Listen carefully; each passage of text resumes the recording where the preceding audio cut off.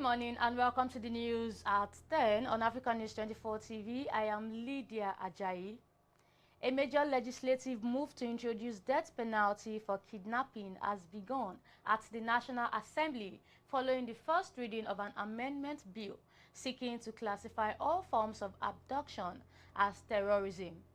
The proposal, sponsored by Senate leader Opeyemi Bamidele, comes at a time when kidnappings have escalated across the country, with several recent cases ending in ransom payments and little progress in tracking or prosecuting perpetrators.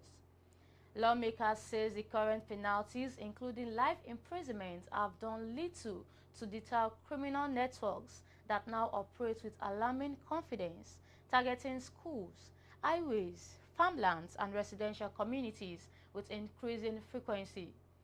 The bill aims to tighten Nigerians' anti-terrorism framework by removing judicial discretion and mandating capital punishment for offenders, a move supporters believe will send a strong message to kidnap syndicates that the era of leniency is over. Critics, however, warn that the proposed law could raise concerns about fair trials and wrongful convictions, given long-standing gaps in policing, investigations, and evidence handling. With insecurity still one of the country's most pressing challenges, the new bill has set the stage for intense debates as it heads to the next legislative stage. Moving on, President Bola Tinubu has approved the constitution of Nigeria's delegation to the United States-Nigeria Joint Working Group, a move aimed at strengthening bilateral cooperation in addressing the country's security challenges. The delegation will be led by the National Security Advisor, Nuhu Ribadu, whose recent high-level engagements in Washington, D.C. helped shape the renewed partnership framework. According to a statement issued on Thursday in Abuja by presidential spokesperson Bayo Ononuga, the team comprises from Nigeria's security and policy sectors. Members include the Minister of Foreign Affairs, Ambassador Yusuf Tuga, Minister of Defense, Abubakar Badaru, Minister of Interior, Olubumi Tunjiojo, and the Minister of Humanitarian Affairs, Bernard Doro. The delegation is the Chief of Defense Staff, General Olufemi Oluyede, Director General of the National Intelligence Assembly, Ambassador Mohammed, and the Inspector General of Police, Kayode Egbetokun. Idayat Azan of the Office of the National Security Advisor and Paul Alabi of the Nigerian Embassy in the United States will serve at the Secretariat. Tinubu urged the delegation to collaborate closely with their United States counterparts to ensure the smooth execution of all agreed areas of cooperation under the Joint Working Group. The President expressed confidence that the strengthened partnership would support ongoing efforts to confront security threats and enhance stability across the country. Former Jigawa State Governor Sule Lamido has given the national leadership of the People's Democratic Party a 10-day deadline to resolve the growing crisis in the party. Lamido spoke to supporters who asked for the recent Ibadan convention to be cancelled and for a national caretaker committee to be set up.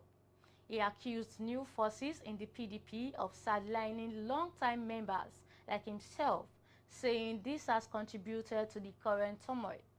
Lamido stressed that his court actions are not about seeking power, but about protecting his rights and the party's legacy.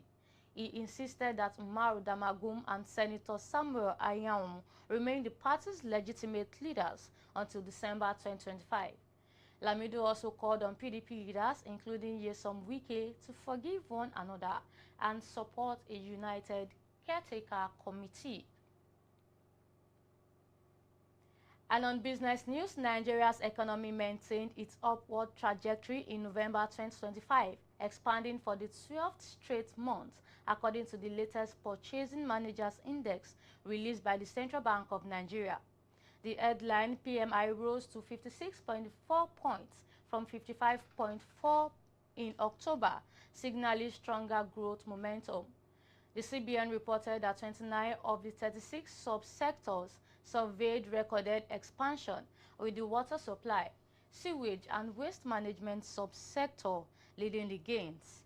Paper products posted the steepest decline among the 7 subsectors that contracted, though the overall impact remained minimal against broad-based growth.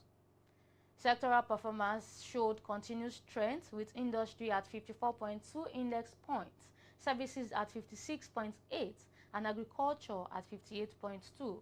All subsectors within the services and agriculture sectors expanded, underscoring sustained economic recovery across major segments of the economy. Moving on, the National Hospital Abuja has received a $300,000 boost from the NNPC Renaissance joint venture to maintain its linear accelerator radiotherapy machine. The funding is intended to prevent treatment gaps and sustain one of the country's most advanced cancer treatment systems. NNPC officials says the machine has treated over 2,000 patients, reduced therapy time from 12 minutes to 2, cut treatment cost by 80%, and provided subsidized care to 712 indigent patients. They emphasized that consistent maintenance is crucial for optimal performance. Minister of Health Ali Pate applauded the intervention, noting its alignment with ongoing health sector reforms. The National Hospital added that the support has strengthened local cancer care and reduced medical tourism, with the new funds expected to ensure uninterrupted treatment. And on the foreign scene, the death toll in Hong Kong's fire incident rose to 128 people, while over 200 people were still unaccounted for on Friday. Families of the scores still missing after the worst blaze in decades scoured hospitals on Friday as firefighting operations ended. Hundreds were still missing, Secretary for Security Chris Tang told a press conference, adding that he has sent his condolences to those affected. Flames had moved quickly through the Wang Fo Court housing estate in Tai Po district on Wednesday afternoon, spreading through the 8 high-rises and transforming the densely packed complex into an inferno. Announcing the end of its operations, the fire services said after burning for over 40 hours, the blaze was largely extinguished in the early hours of Friday. Around 200 people were still missing and 79 people were injured, including 12 firefighters, city authorities reveal.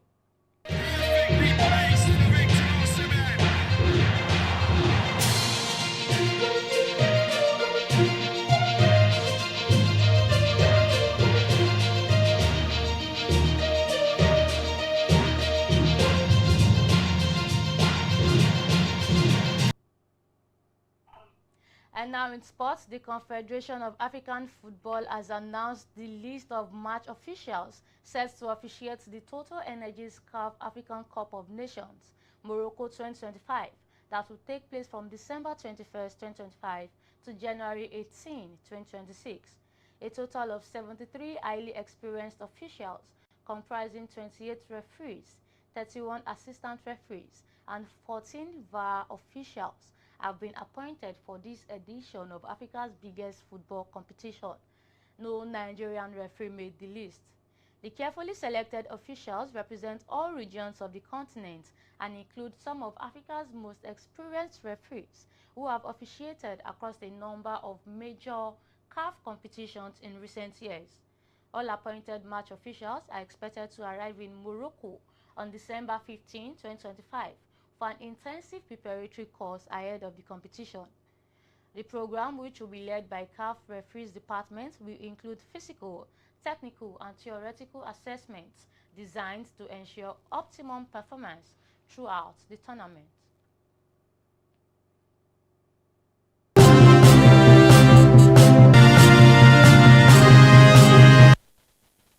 And that's all on the news at 10. Please join us at 12 p.m. for more news stories. I am Lydia Ajayi. Have a good morning.